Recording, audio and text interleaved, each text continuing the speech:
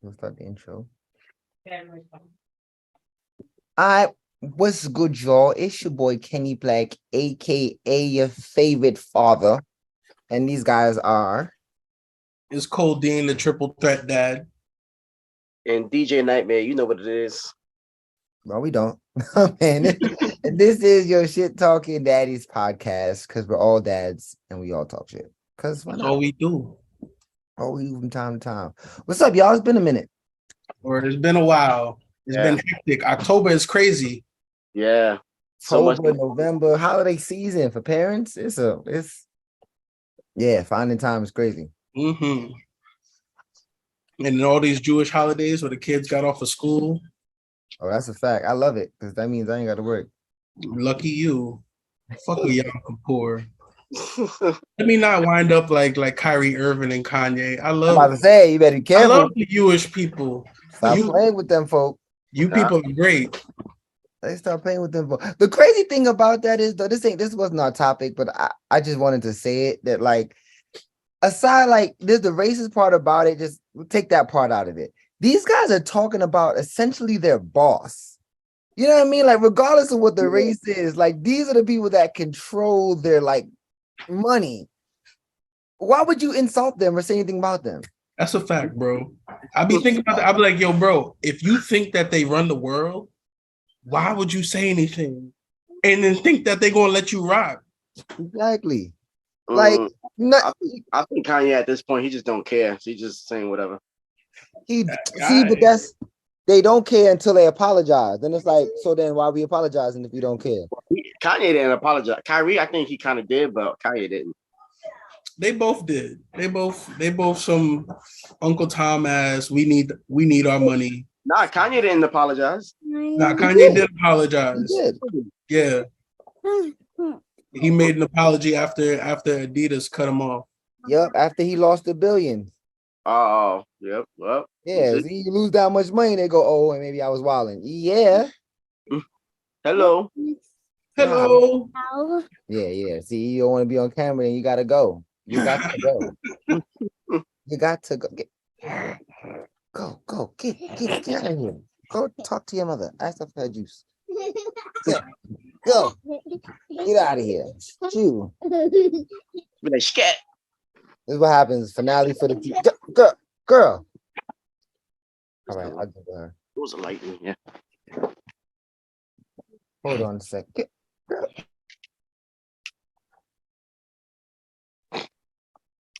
Kids. All right, so our first topic for today, what is it, Cole? The sacrifices our parents made while we were children. How does that affect our parenting, and what sacrifices do you feel like your parents made?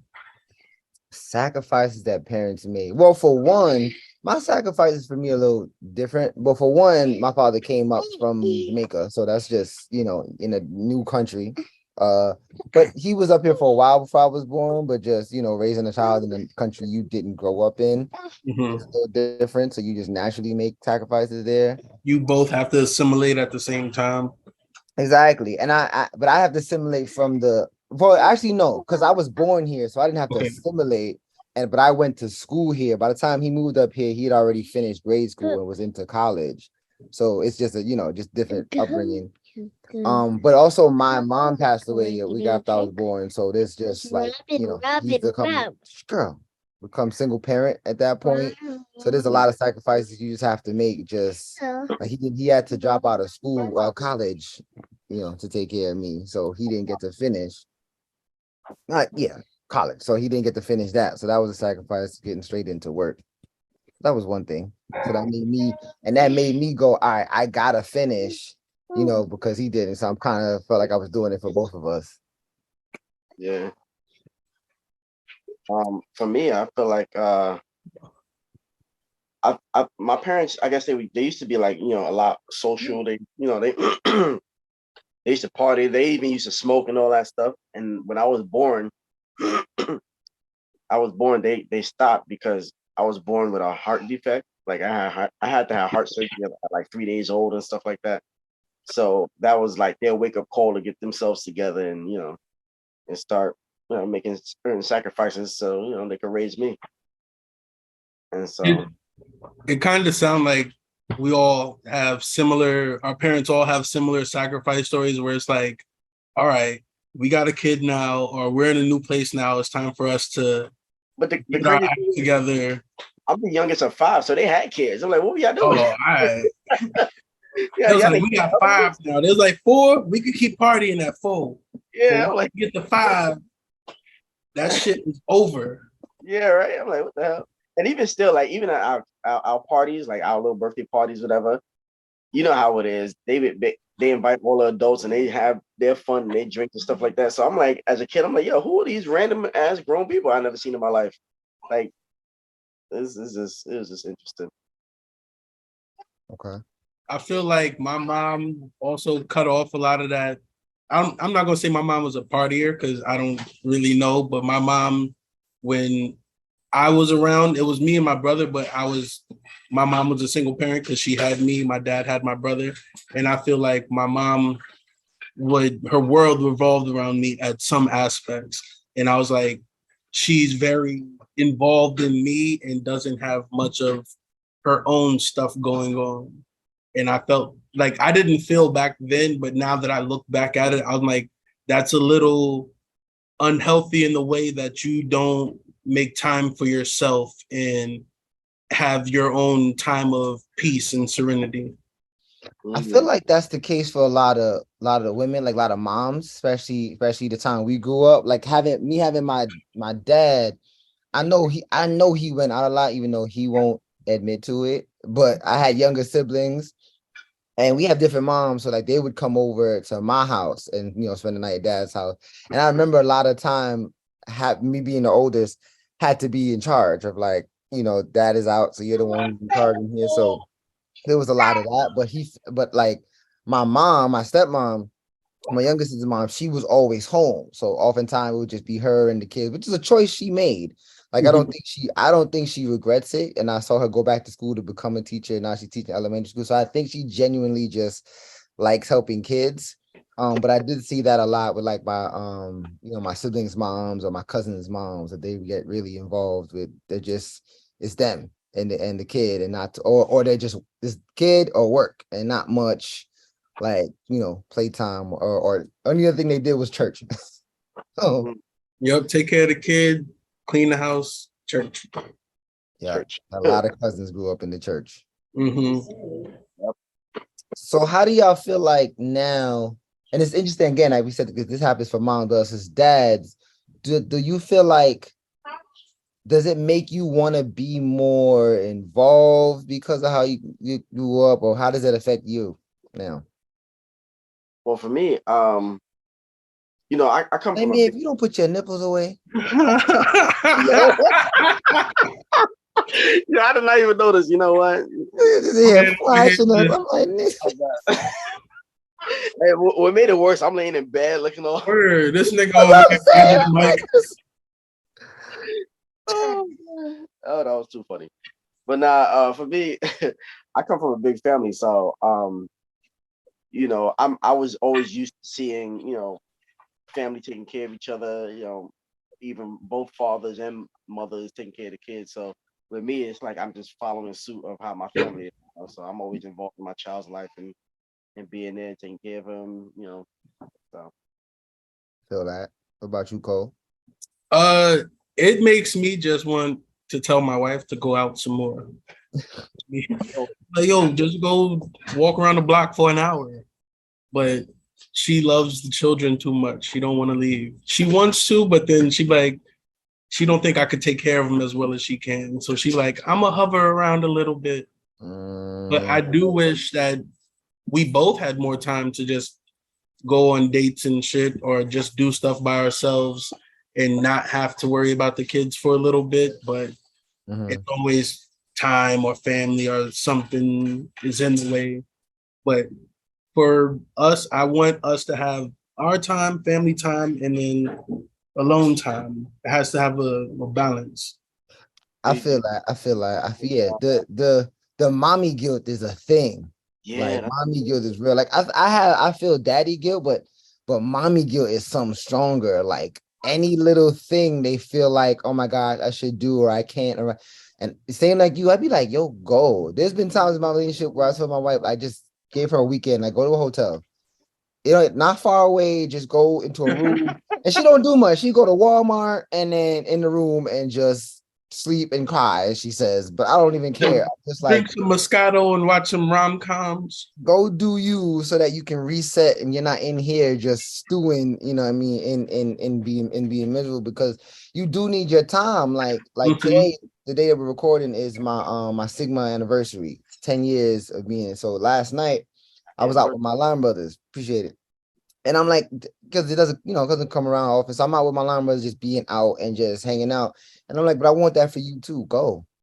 Like last weekend before was her birthday and her mom took her out. I'm like, go ahead, I got baby girl. Just go. Like spend some time with yourself so that you don't, because they always say your kids are gonna grow up, you know what I mean? And one day they're gonna start doing their own thing, and you don't want to look up and be like, well, damn, what do I like? What do I do with myself now that my kid doesn't need me in the same way anymore? That empty nester syndrome. Exactly. And then even I feel like that can affect the relationship too. If y'all so focused in the kids and work that like once the kids are gone, you feel like you don't even know each other anymore. Y'all and you grew up, because that's another thing I feel like adults don't think about, these previous generation adults, that like you're still growing and changing. Yeah. Like it isn't like you just you hit 25 and then you just stop. You know what I mean? It's like, no, you're still growing and changing in who you are. So 10 years from now, you're not going to be the same person, and you looking over at this other person that isn't the same person, and y'all didn't see each other grow into these new people that you're like, well, and if you don't even take the time to like date this person to relearn this person, I feel like that's how things could fizzle and fade away, and I don't want that. Yeah. That's when you start dating other people, man. See? I don't have patience or time for that. Like trying to learn somebody else. Yeah, it's too much work. It's like I already spent so much time on one person. I'm not trying to learn nobody else's new favorite color. Yeah, see, that don't even sound right. You just supposed to say, nah, I love this woman and I don't care about other people. Y'all over here talking about I'm not trying to relearn somebody. You're supposed to appreciate what you got. I do. That's what I'm saying. Ain't nobody going through all that and invested. The funny thing, you saying you appreciate the knowledge that you've already acquired from this person. You like, I already know this person, so why would I want to go to somebody? Set us up. He trying to set us up. That's what it sounds like when she's in the room. Heard you. Yeah, my wife is in listening distance, so I got to be on my best behavior. It's probably the best episode for that, but whatever. But yeah, I can't see myself we sacrifice a lot, of course, for kids, time and energy and money, like all these things that you just have to give to your kid. Like even tonight, I'm supposed to go out, because my boy's having an event, but we can't find a babysitter. So it was just like, well, can't go out. It's my responsibility. I can't, just neglect her and go. So that's just it. But I'm gonna still find a balance. I'm gonna still tell her, like right now I'm recording. I'm like, you gotta go do something else. And that's the thing, I'm not gonna leave you just like aimless. Like, get your iPad, watch the TV. Like, I'll give you something to do that's kid appropriate, because I can't, you can't always watch their shows all the time and do everything you want to do all the time. Drive yourself crazy. Yeah. But speaking on that, that could lead us into our second topic, where we talk about the difficulties between spoiling our children and being strict with our children and finding the proper balance with that. I want to start by saying that you spoil your daughter. I mean, I do, but I'm not. That wasn't what I was going to say.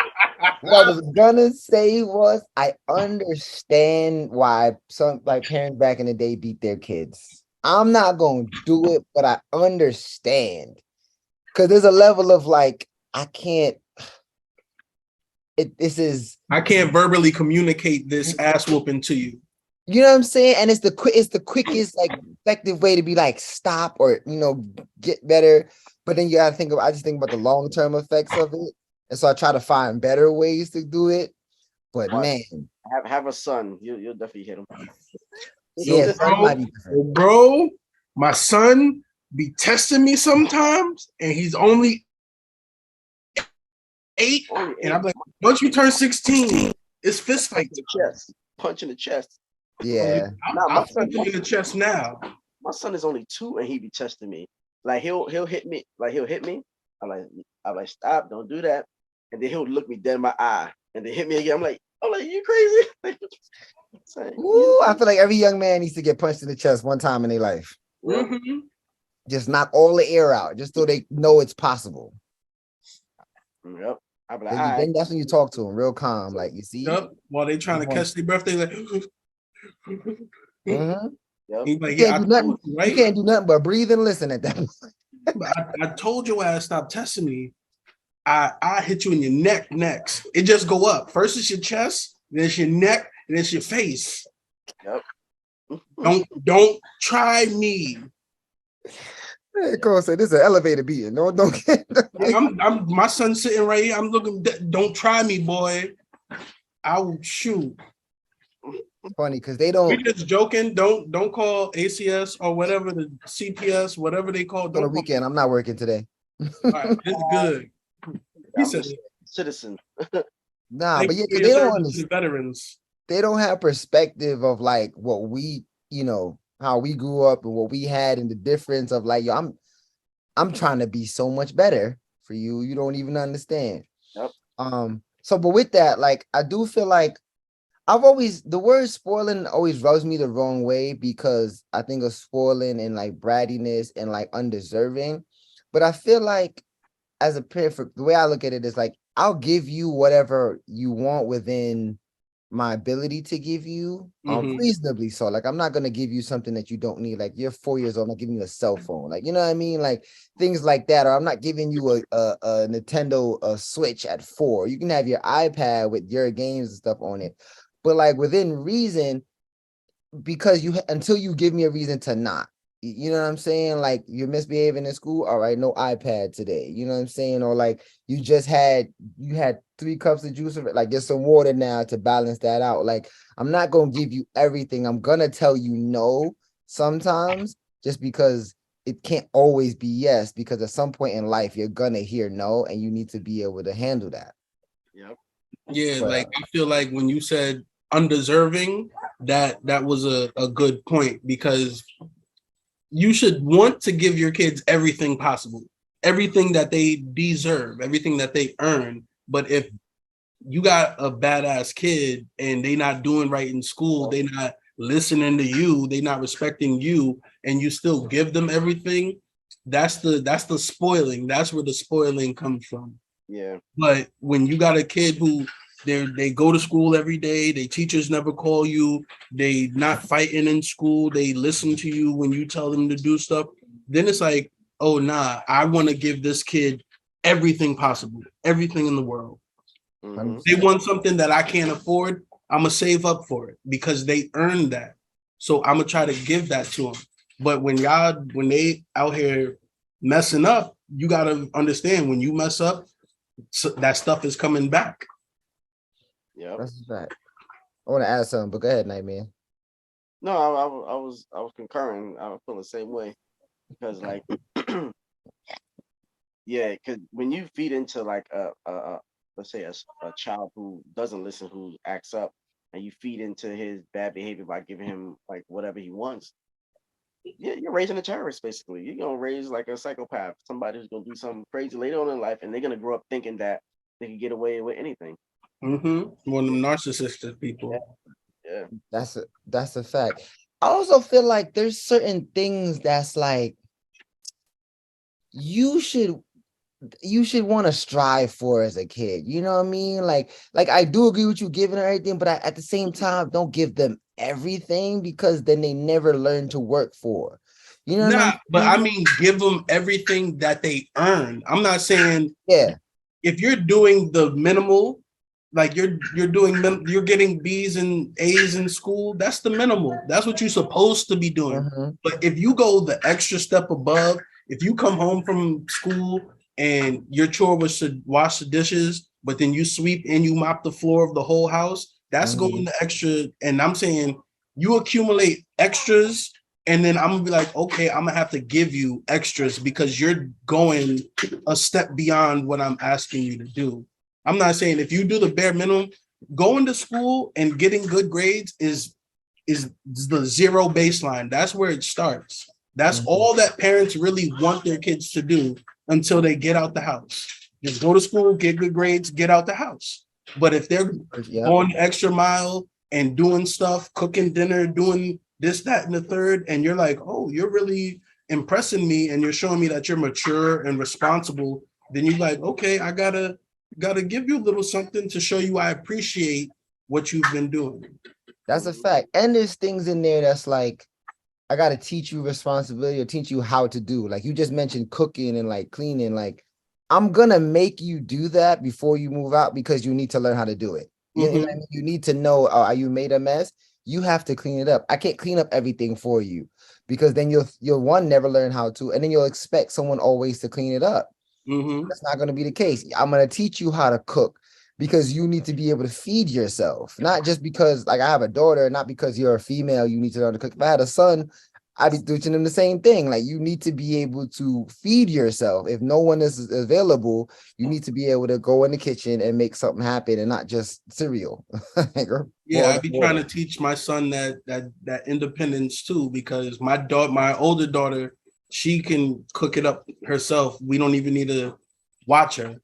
Like if she need help doing something or putting something in the oven or something, then we help her, but she could do it by herself. So my son, we're trying to get him to that level too, where we could say, go make some turkey and some spaghetti real quick for us for dinner or whatever, and he'd be able to do it and we wouldn't have to worry about it. Like right now, he could throw some stuff in the microwave. Turkey. Huh? So that's dedication with turkey. Turkey, you really got to pay attention like how you cook it. Yes. I mean, Yeah, but see, I trust my daughter to make certain meals. I could like, yo, go in the kitchen, make her some chicken and some rice and some peas and stuff, and I'd like, all right, we good. But my son is like, I could tell him to microwave something. He good at the microwave. My son, he bomb at the microwave.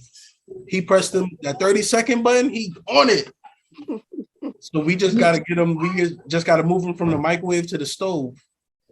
Right. And for you, you have multiple, so you also understand that, like, you know, different kids are at different levels and different levels of interest. Like your daughter may just be more naturally into cooking or just naturally better at cooking than your son. So he may be like he can cook something that's like I can feed myself, whereas your daughter might be like, I'm gonna make a whole Thanksgiving feast. Like not everybody, you don't have to be on that level, but you need to be able to be like, all right, I can feed myself if I need to. Like we bought some chicken, you need to know if the food is done cooking. You know what I mean? Yeah. Like some people don't even, how do you know if it's like, oh, split it open and look if it's pink. Like you should be able to tell that at the very.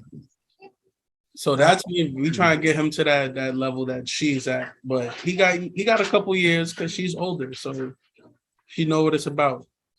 Yeah, the discipline there's a discipline part to this too. That part be rough, especially for me because my daughter is mad cute. So it's like, you know, she be trying with the face and it get me. But then at the same time, be like, sis, I got sisters. So this is only gonna go but so far. Like I know it's gotta be no, because you gotta know what no sounds like. Yeah. Sounds crazy. I also feel like that's something that holds my son back a little bit. He's my son, but not my wife's son. So during the week he lives with his mom, and I feel like when he's there, there's a whole lot less responsibility. So when he comes to my house on the weekends, I just gotta be like, okay, let's dump all the responsibility on you and have just a little bit of fun so that you can mature. I'm trying to get him to mature because I feel like these are milestone ages. He needs to start taking a couple steps that he hasn't yet. And I feel like that's because at his house, he don't have to do nothing. Everything's done for him and whatever. He's spoiled there, and I'm on him here. So you know what, since you guys have sons, I want to ask y'all this, right? Do you feel like, or do you notice a difference in the way that your wives, girlfriends treat your sons versus you as, you know, being the man to him, that like you feel like there's a difference how you have to deal with him because you're to prepare him to be a man? Say my girl she don't have as much patience as I do. So she'll get mad very quick. And I can see why he gets so mad because he got the same Giver. same anger issues. But like for example, like let's say putting him to bed. Like I noticed when she puts him to bed, throughout the room, all I hear is sit down, stop jumping. This like going back and forth. Stop doing that. With me, when he's in the bed with me, I just gotta say maybe once or twice, lay down and stop playing. Then he'll do it and he'll fall asleep. So it's like, Mhm. you know, Sometimes it's that bass. yeah, that too. You respond different to the bass in your voice. That too, yeah. With my son, I feel like my son listens to me, and he listens to every adult that is around because he has that type of respect. He just is a respectful child. He's going to listen. You tell him to do something, he's like, okay, if I can, I can. If I can't, I'm gonna ask for help. But he has these moments where he'll be zoned out and he'll be in YouTube or he'll be on his Nintendo Switch or on his phone, and you'll be sitting right next to him and you'll call his name 5 times and he won't hear you. And like that shit, like it bothers my wife because she feels like it's targeted sometimes, but sometimes it's just he has selective hearing, and if he don't hear his mom's voice or my voice, he may just be like, I can't hear this, and he needs to learn to get out of that because it's not a respectful trait to have. Yeah. Yo, I definitely understand that. My daughter sometimes too, when she gets into the iPad, it's like you're calling her and and it's like she did hear you, but It's not connecting. Like, when they say it go through one ear and out the other, really she heard it, but it didn't get caught in here, and it just came out. Yeah, it wasn't more important than whatever was happening in the iPad at the time. And I do understand if the feeling is, and I think it comes from how I was raised, especially being West Indian, like, kids not answering when you're being called is just disrespectful, like automatically disrespectful. But like, I try to have patience to understand that, like, one, she's 4. So like, she doesn't know disrespect to say I'm being disrespectful. It's just, I'm just a kid and I'm so caught up in my world. To me, this is the most important thing. I don't know why you think her speaking to me, she doesn't know why I'm calling her and why it's important. I do because I have life and experience and all that, but for kids, they have such limited scope and perspective, so it's not always rude or disrespectful. So that takes some practicing. I've developed the snap method, and when I snap, my son pops up because he knows that snap is for him. Yeah. So it's a different sound. It's not somebody calling his voice and he has to decipher whose voice it is, but when he hear that snap, he knows it's for him. Yeah, I do the snap too, and it startles her. Like, so she's like, you scared me. I'm like, well, I need your attention right now. Yep, it's urgent. Yeah. That'd be. Now I gotta develop something. I gotta think of something to do. Telling you, try to snap. Word. Try to snap. It saves your like, voice. and they're gonna look at you like, why are you snapping? And they're gonna figure it out eventually. Like, you're snapping because you want my attention. I sometimes snap or I'll clap. Like, hello. Yeah. Give them a different frequency to listen to, and they'll pay attention. And if they watch, and I noticed they like, because they watch iPads and stuff that you can reset and restart, they're not as attached to the show as we were.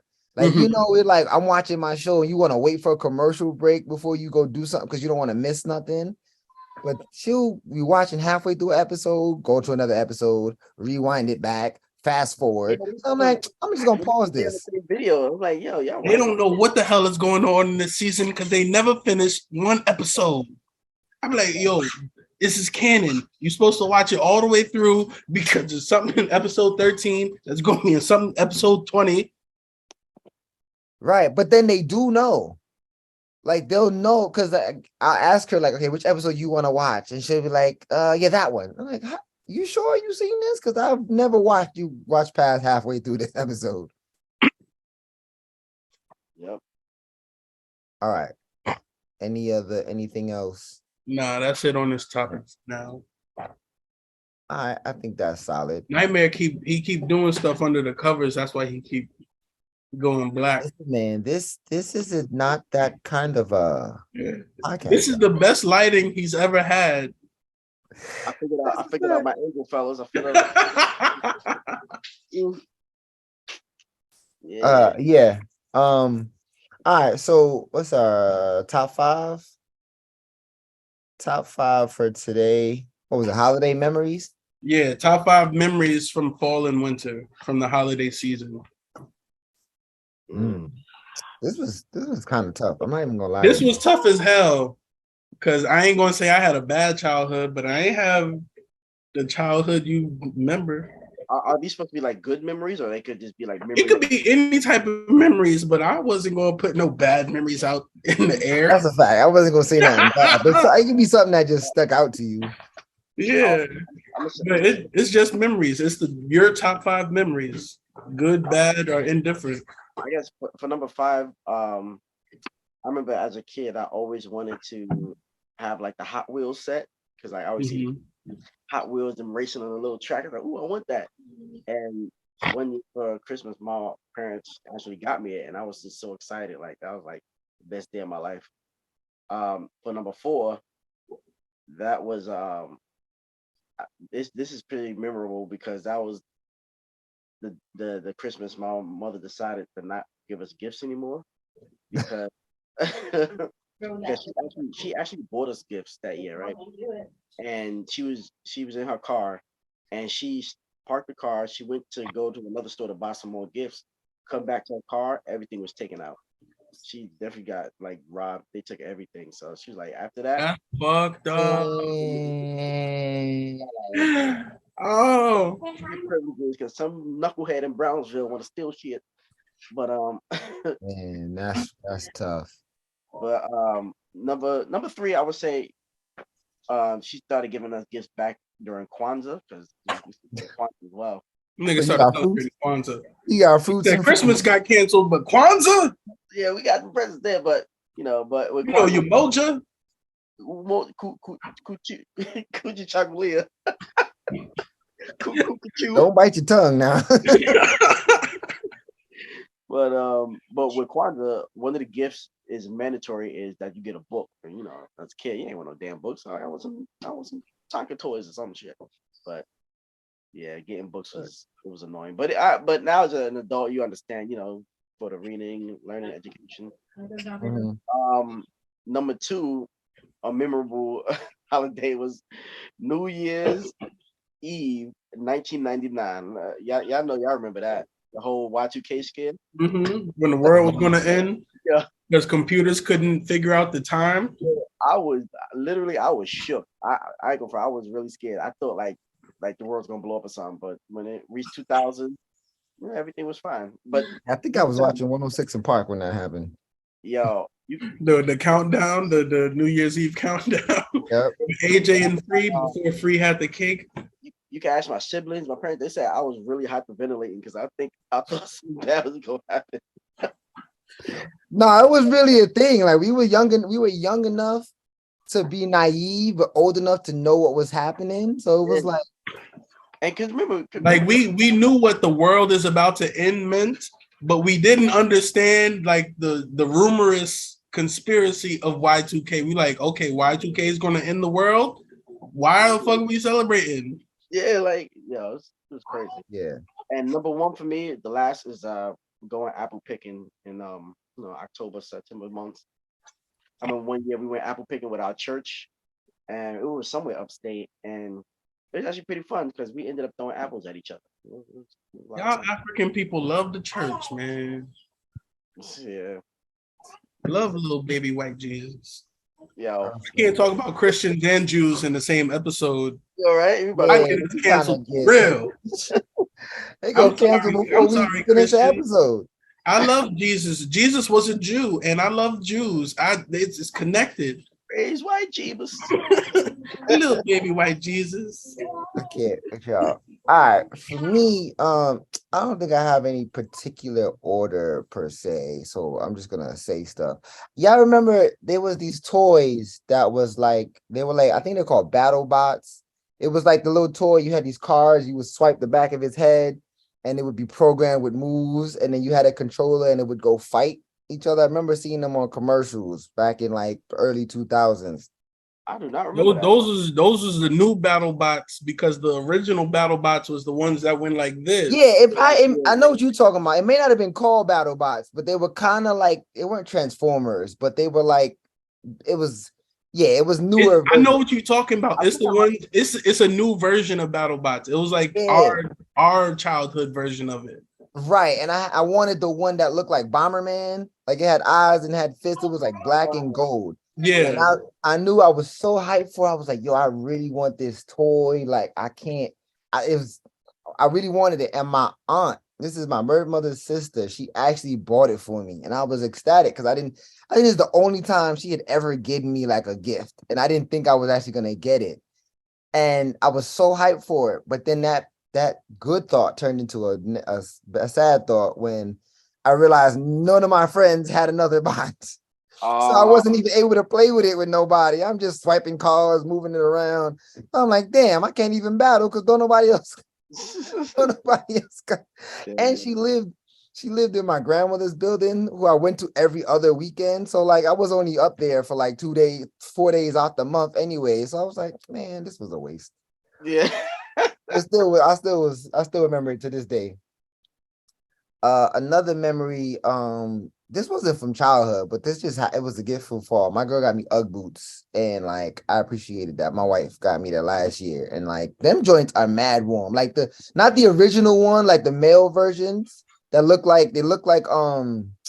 they kind of look like polo boots, but they just got the duck side. boots, huh? The little duck hunting boots. Yeah. Yeah, I'm like, man, them joints is comfy. Them joints is comfy. They're not like the boots like fur on the inside.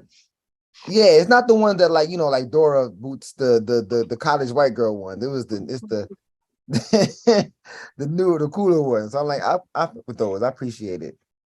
Also, we used to have for Christmas. My brother used to come up. My brother grew up in Florida. So for the holidays, he would come up and visit during Christmas and in the summer times. So it was just dope to have my siblings together, and we would just, get into antics. So that was always cool. Also, I used to get my uncle used to always get us Hess trucks. Y'all remember the Hess trucks? Hess trucks back. Hess trucks back. This time this year. That's how you knew it was Christmas season when the Hess truck commercials came out and Nightmare's nipples popped out again. My nigga put a shirt on that fits. I'm sorry. Over here putting a blanket over his nipple. Just man, put a shirt on that fits, bro. He said, I'm exposing everything for the season finale. Y'all really trying to get us canceled. First, the religious stuff, not the pornography. Y'all wilding today. Be on OnlyFans, watch. This why I got my Disney shirt on. I'm trying to be wholesome. Y'all. I got Disney. Is the Minions Disney? I got Disney on too. Disney own everything except for Nightmare's nipples. I own them too. They said we send you a royalty every time it appears. We send you a royalty. I used to have the Hess truck and the helicopter. I don't know why I really like the helicopter. I had the helicopter and I had the truck that had the landing, the bed in the back that the helicopter would sit on. Yeah, man, I was as hell, bro. Hyped for that. When you a line of spoiled and strict your parents fell on. Right.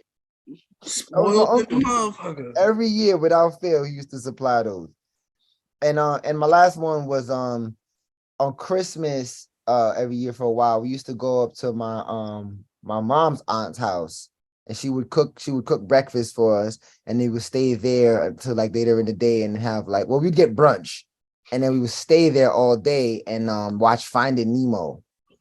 Every year, like Finding Nemo I just love that movie. Finding Nemo, The Mask, or basketball, because Christmas basketball games, and then they would make dinner.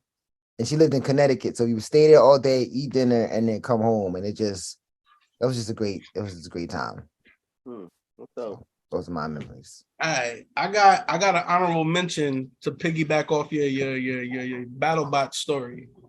My brother lived with my father, and my father was the cheaper of the two parents. So for Christmas one year, my father got my brother a used PlayStation with no controllers. Wow. And my brother had to wait for his birthday the next year to get a controller, but he still had no games. And he had to wait all the way until Christmas before he could get his game. So he essentially had to wait 2 years before he could play a PlayStation, bro.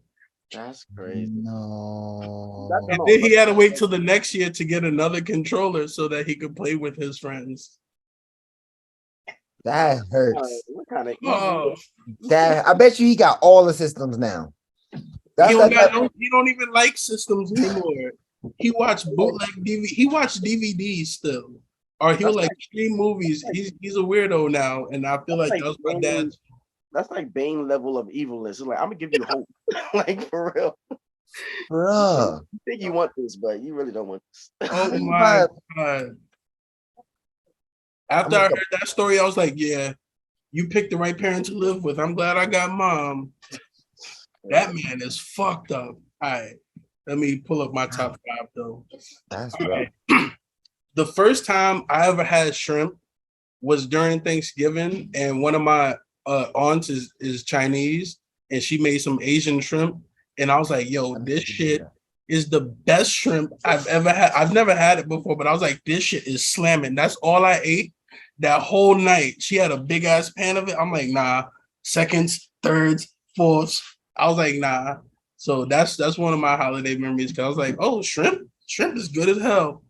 And I was stupid because I didn't know that you had to take the shell off a shrimp. So I literally had like 30 shelled shrimps, but I thought it was the most delicious shit in the world. Oh my god! Yeah, you what kind of bionic? I never had shrimp, and when I took it, nobody was like, "Make sure you remove the shell." Nobody said nothing. Nobody said nothing. They just seen me taking it, and they assumed I had shrimp before, so they was like, "He got it." I was like, I tasted that thing. I was like, flavor. The flavors is amazing. All right. Number 4 is Thanksgiving of last year. It was my youngest first Thanksgiving, and I feel like it was a little bit special because all 3 of my kids were able to enjoy the holidays together, and we were first time being a family of 5 instead of a family of 4. Nice. Sorry, I dropped the phone. My number 3 Thanksgiving is I think it was like 2 or 3 years ago.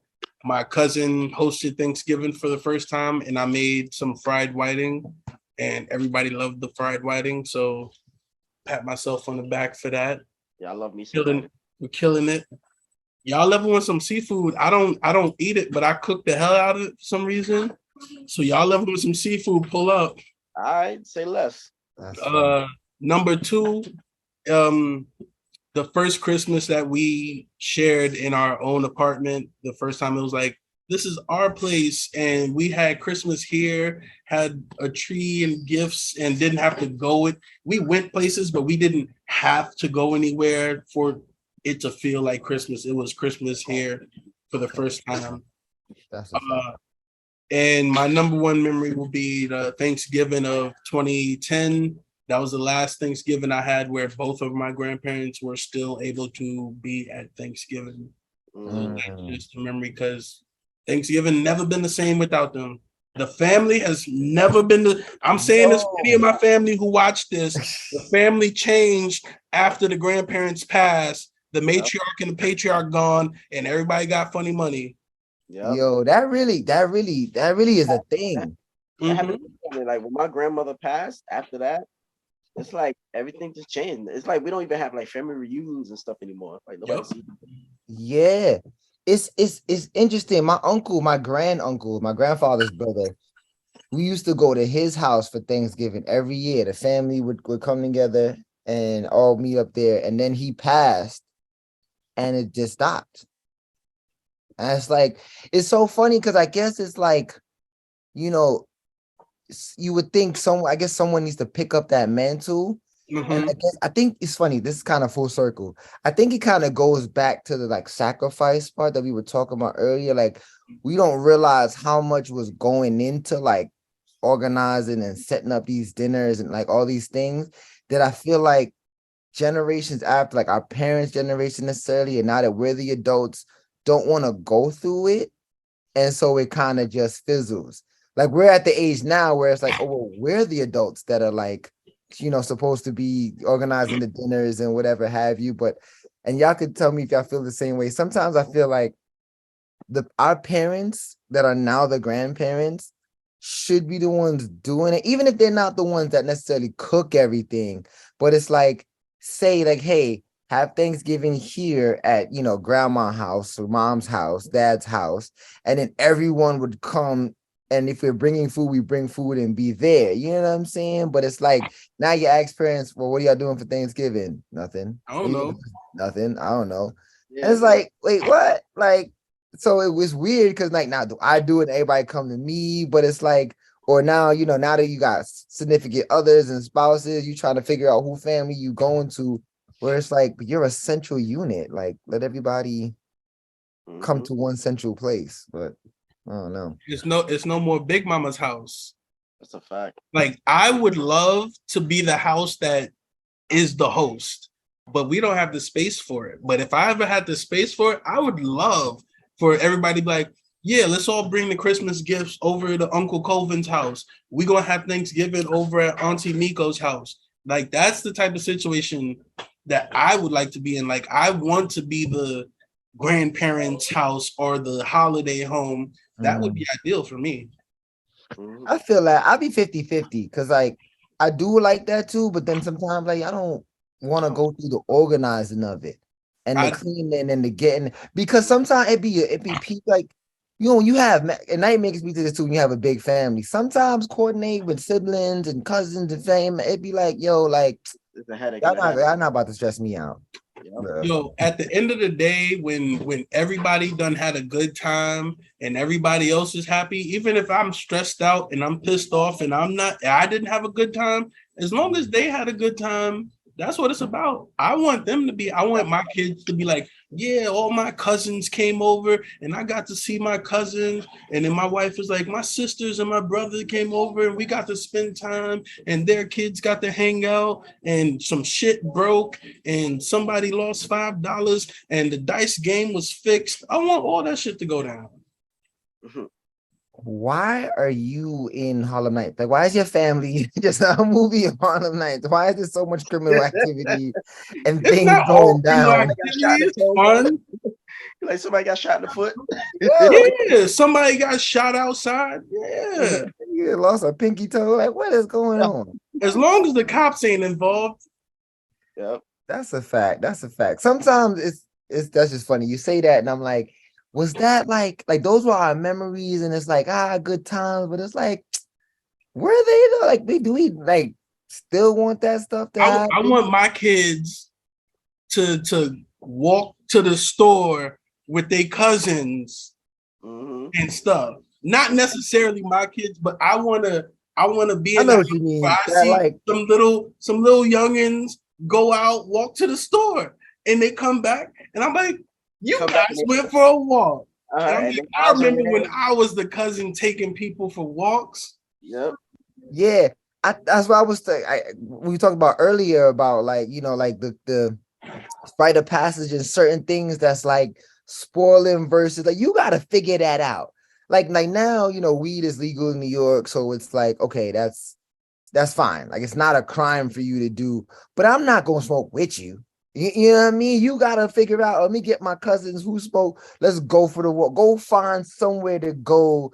Like, you know what I mean? I don't want you to be sneaky, but at the same time, I want you to have to figure that out. I don't want you to think, oh yeah, you can smoke at my house because my dad is cool. I want you to know that everybody know what you about to go do, but you can't do it in here. Yeah. You gotta go take that walk. You gotta go figure that out. You gotta go.